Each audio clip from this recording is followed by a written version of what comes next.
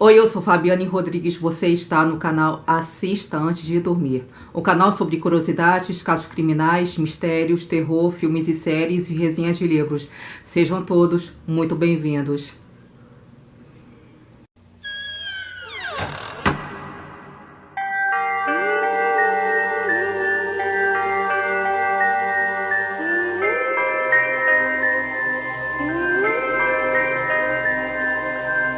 Bom, sempre às sextas-feiras eu trago aqui para o canal os maiores casos criminais que aconteceram tanto aqui no Rio de Janeiro como pelo Brasil e pelo mundo que mais chocaram e que ficaram marcados para a história do crime. No vídeo de hoje eu vou trazer um caso que na verdade é bem complexo, bem contraditório pela história, pelos detalhes.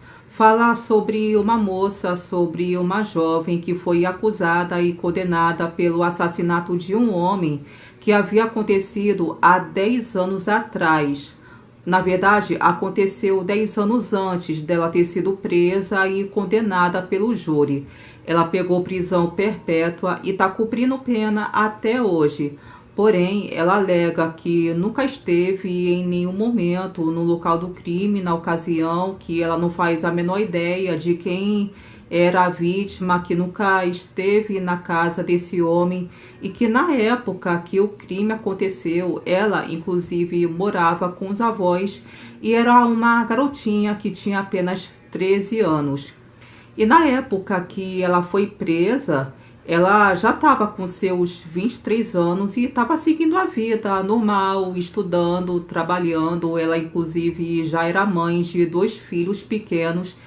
E detalhe que ela é uma mulher negra e é bonita também, por sinal, mas será que ela foi vítima de preconceito racial por ter sido acusada e condenada por um crime? Será que realmente aconteceu um equívoco nas investigações? Esse caso, inclusive, foi abordado em uma série que se chama Acusado, Condenado ou Inocente. Ela foi até exibida no SBT aos domingos. É uma série que se trata exatamente de casos contraditórios, casos complexos, né, em que uma pessoa é acusada de um crime, só que ninguém tem absoluta certeza se a pessoa é de fato uma criminosa. Então, são casos em que fica no ar essa dúvida. Então, eu achei essa série interessante, só que, infelizmente, eu não consegui encontrar episódios do caso que eu vou narrar. Eu não consegui encontrar nem no YouTube, em plataforma nenhuma, na verdade. Infelizmente, teria sido até melhor para mim se eu encontrasse, para que eu pudesse falar, né, desse caso de uma forma mais explicada, mais detalhada. Então, para trazer esse vídeo narrando o caso, eu tive que buscar informações em vários sites na internet, mas sabe como é que é, né? Nem todos os sites contam os casos de uma forma assim, bem explicada. Então, eu vou tentar contar o caso nesse vídeo conforme o que eu consegui obter de informações nesses sites na internet. Então, se alguma coisa, se alguma informação que eu der ficar meio confusa, se alguma coisa ficar confusa na minha narrativa, ou se vocês tiverem alguma dúvida, podem me perguntar que eu vou tentar explicar nos comentários, tá? Então, o caso que eu vou trazer nesse vídeo é da Angel Bampez, que aconteceu no estado de Tennessee, nos Estados Unidos. E por ser uma história muito complexa e contraditória, eu não vou dar a minha opinião pessoal sobre esse caso.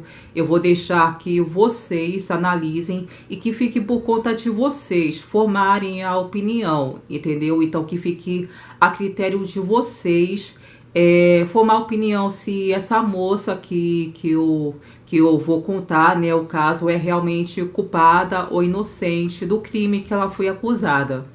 Então, gente, eu espero que vocês gostem desse vídeo. E esse é mais um vídeo do quadro Sextas Sombrias.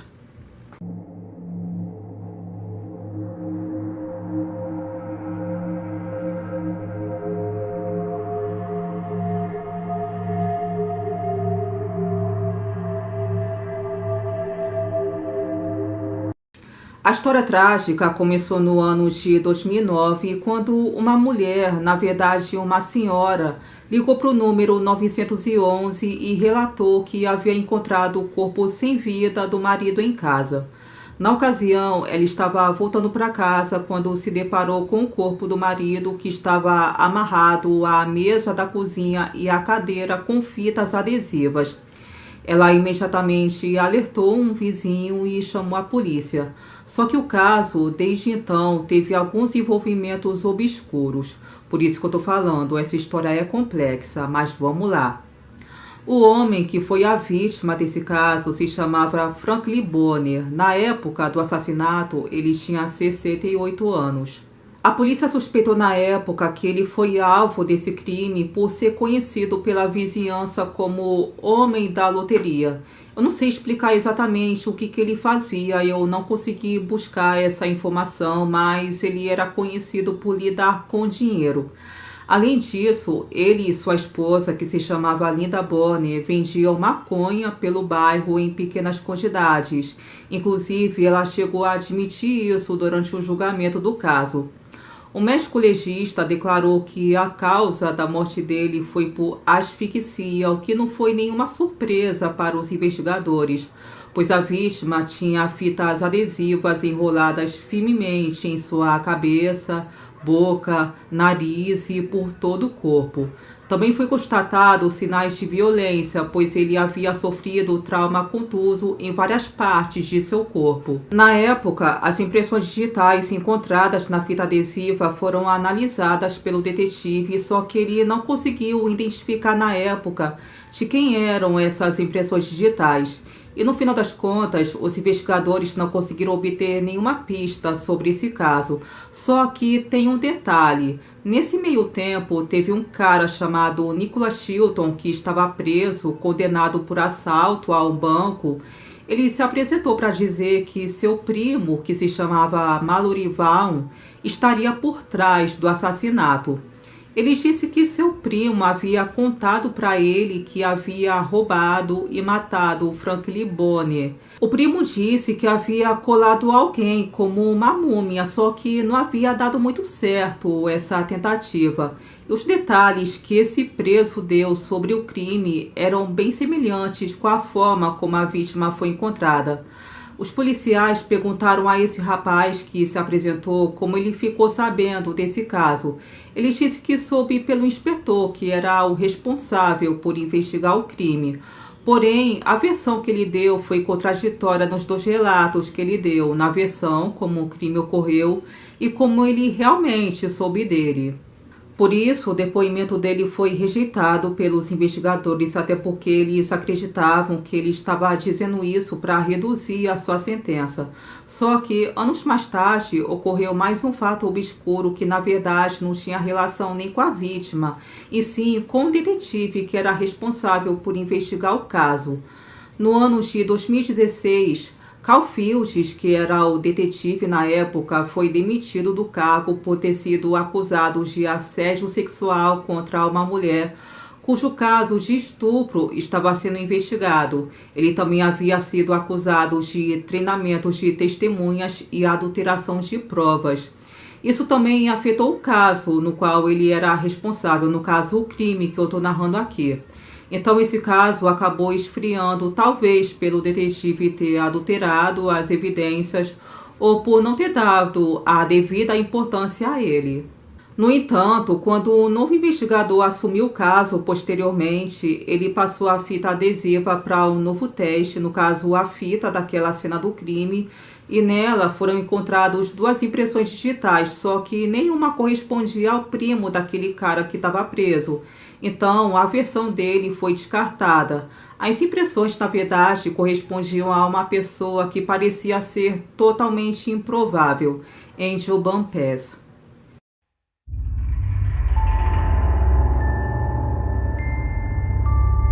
Então agora eu vou falar um pouquinho sobre ela com mais detalhes, eu vou contar um pouquinho da história dela, como ela foi acusada desse crime e vou citar também fatos suspeitos sobre os avós dela, que eu acredito que talvez tenha levado a menina à prisão ou à acusação. Na verdade, os avós eles tinham um certo vínculo com a vítima, entendeu?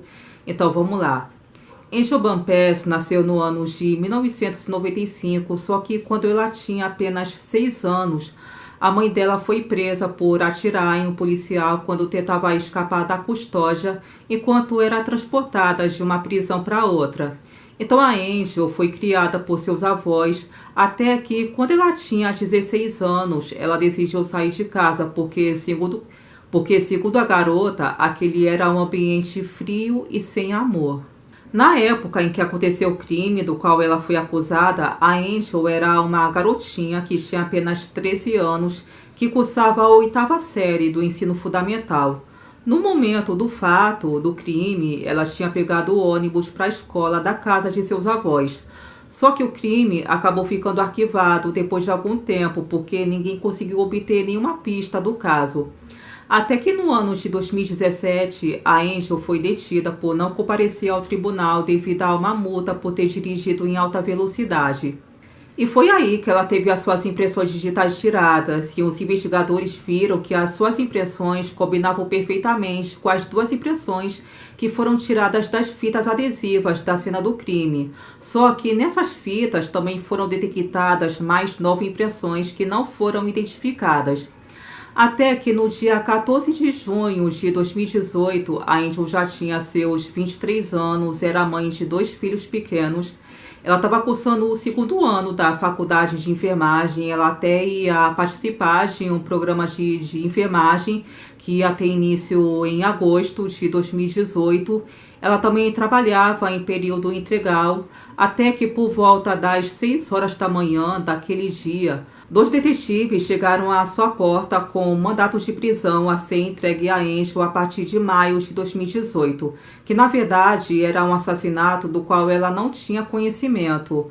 Só que ninguém pareceu dar muita importância ao detalhe que na época do crime ela tinha apenas 13 anos. A evidência que havia contra a Angel foram as 2 impressões digitais parciais que supostamente vieram de uma fita que foi usada para amarrar a vítima, na cena do crime. Só que a fita em questão também tinha 9 impressões digitais que são desconhecidas e não foram investigadas. Além disso, também foi encontrada na cena do crime uma mecha de cabelo nessa fita também. E o cabelo também nunca foi testado e nunca foi identificado. Entretanto, no dia 21 de novembro de 2019, ela foi considerada culpada de assassinato por um júri após apenas 4 horas e meia aproximadamente de deliberação. Os promotores alegaram que ela e seu suposto cúmplice, o Mallory Val, que foi denunciado pelo primo que estava preso, haviam atacado Franklin Bone por saber que ele tinha dinheiro e maconha para vender pelo bairro. E detalhe que esse suposto cúmplice é 13 anos mais velho do que a Angel. Segundo os promotores, os 2 juntos teriam atacado e prendido a vítima com uma fita adesiva em sua casa, no dia do crime. Mas, apesar do depoimento do primo do suposto suspeito que havia confessado para ele o assassinato, ele foi considerado inocente, enquanto a Angel recebeu uma sentença de prisão perpétua pela acusação de assassinato e mais 8 anos pela acusação de roubo agravado. Os registros do Tribunal do Tennessee mostram que a Angel não é elegível para libertação até o dia 1º de fevereiro de 2079, ou seja, 60 anos depois que ela foi considerada culpada do crime. Então agora eu vou falar dos fatores que podem ter contribuído para a condenação dela e vou citar fatos estranhos ou equivocados sobre o julgamento dela. Bom, na época que aconteceu o crime, em 2009, como eu tinha falado antes, ela morava com os avós. Só que a Angel foi considerada culpada por ter assassinado o Franklin Bone em uma tentativa de roubo. E embora ela tenha sido condenada, a sua família e o público em geral não pareceram ter ficado convencidos do veredito, porque tinha o fato que foram detectadas 9 impressões digitais na cena do crime que não foram identificadas, sendo que duas foram identificadas como sendo a de Angel Bumpers. E outro detalhe também, eu acho que até disse isso antes, né, é que mechas do cabelo também foram encontradas na cena do crime, só que ninguém conseguiu identificar de quem eram essas mechas. Além disso, havia mais um detalhe. O avô de Angel testemunhou que costumava ir para casa de Franklin Bonney para fazer reparos e que alegou que poderia ter deixado umas de suas fitas adesivas lá. Ele também disse que costumava fazer trabalhos manuais com fitas adesivas na casa da vítima. E como eu tinha falado antes, a vítima e sua esposa vendiam maconha pelo bairro.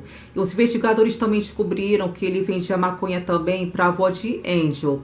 A avó de Angel, por sua vez, durante o julgamento da neta, ela teria dito que, embora ela tenha ajudado a criar a neta, ela e o marido nunca tiveram a custódia dela e que acabaram perdendo contato com a Angel quando ela completou 16 anos e decidiu sair de casa. Contudo, os seus avós pareciam ter certeza de que a Angel nunca havia colocado os pés na casa da vítima e que, apesar dos avós terem, de certa forma, uma certa associação com a vítima, nenhum dos dois foram rotulados como suspeitos do crime. E um fator equivocado que também levou à acusação de Angel é que no tribunal ela não parecia demonstrar nenhuma emoção. Em nenhum momento ela sorriu no tribunal, nem parecia triste. E pelo que eu pesquisei sobre o caso dela, na verdade, ela não tinha nem motivos, né, para sorrir ou para parecer triste. Ela estava sim chateada porque estava sendo julgada por um assassinato que aconteceu quando ela tinha só 13 anos, que foi na casa de um homem que ela afirmou nunca ter visto na vida. Enquanto o júri estava em deliberação, teve um momento em que a Angel chorou e disse: "Eu tenho que sentar no tribunal com pessoas que eu nunca conheci, sobre vítimas que eu nunca conheci, que eu nunca vi. Tipo, como?" Só que, mesmo assim, o júri considerou ela como culpada de assassinato em primeiro grau e por tentativa de cometer roubo especialmente agravado. Já o seu co-réu, que foi atuado também como cúmplice, o Malurival, ele foi considerado inocente das mesmas acusações. O veredito de culpado que a Angel recebeu foi inesperado, tanto para sua equipe jurídica quanto para seus apoiadores. Os apoiadores de Angel também expressaram suas frustrações e decepção com a defesa de Angel durante o julgamento, ao dizer que seus advogados não apresentaram nenhum tipo de circunstância atenuante, testemunhas de caráter para construir uma imagem de quem a Angel era naquele momento de sua vida, para demonstrar que ela, na verdade, não era culpada de nada dessa natureza. Quanto aos advogados de Angel, eles alegaram que nunca conseguiram obter a fita original para tirar as impressões digitais dela e comprovar se realmente eram ou não de Angel. Eles afirmaram também que após terem se passado 10 anos do crime, a fita não estaria mais disponível, pois ela havia sido cortada e enrolada.